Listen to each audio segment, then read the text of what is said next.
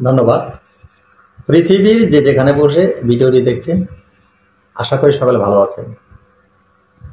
প্রতিদিনের মতন আজকে আবার অন্যতম পাওয়ারফুল ভিডিও আপনাদের সামনে নিয়ে এসেছি। কিসের জন্য এত সময় ভিডিওর থাম্বনেল দেখেছেন? হ্যাঁ, ঠিক দেখেছেন। হাড় মচকে যাওয়া।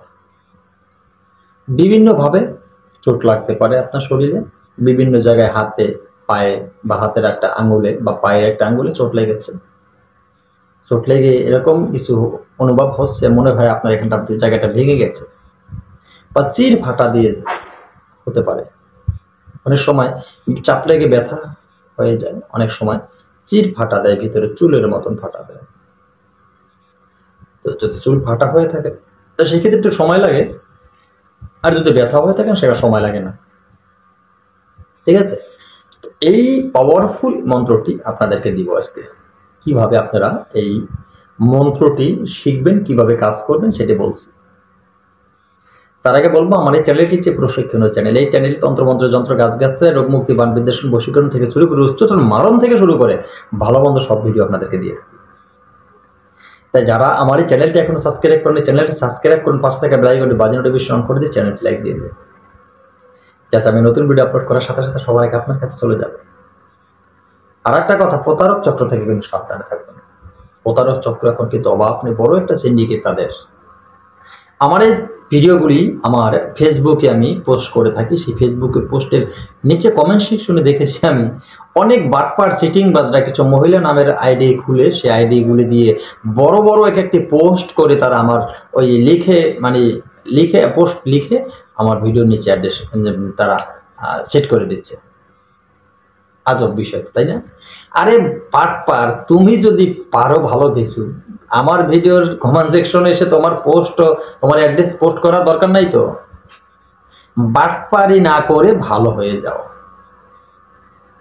বাটপার তুমি, তাই তোমার অ্যাড্রেস পোস্ট করতে আমার ভিডিওর নিচে আসো। আর বাটপার তুমি যদি ভালো কিছু জানো, সামনে আসো, একটি ভিডিও করো, মানুষ তোমাকে দেখুক, মানুষ তোমার কথা শুনুক।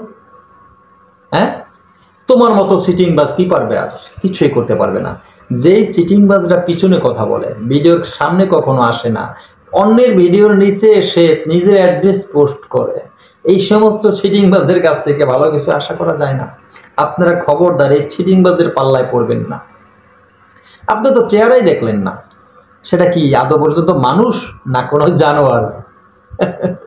কিভাবে আপনি তার সাথে কথা বলবেন বলুন তো? আপনি ফোন নাম্বার সেখান থেকে নিলেন, নিয়ে হ্যালো, হাই হ্যালো কিছু সময় বললেন, মিষ্টি মিষ্টি কথা বলে পেঁচে পড়ে গেলেন। বাহ, হয়ে গেল। বাবাজি মাতাজি 2 দিন 3 দিন আছে, 4 দিনের দিন আপনাকে ব্লক করে দিল, আর আপনার সাথে কোনো যোগাযোগ নেই।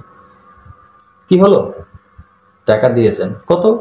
10,000 দিয়েছেন, 15,000 দিয়েছেন, 20,000 দিয়েছেন। কিছুদিন আগে আমাকে ফোন করেছে এক মাতাজি। মাতাজি বুঝেন তো, উনি খুব উপর লেভেলের মানুষ। 65,000 টাকা খেয়ে ফেলছে। কে খেয়ে ফেলছে? কোনো এক বাবাজি। এখন তাকে ব্লক করে দিয়েছে, তাকে আর পাচ্ছে না। চলছে, এদেশে চলছে এরকম। আপনার কষ্টের টাকা সাবধানে খরচ করবেন, চিটিংবাজের পাল্লায় পড়বেন না।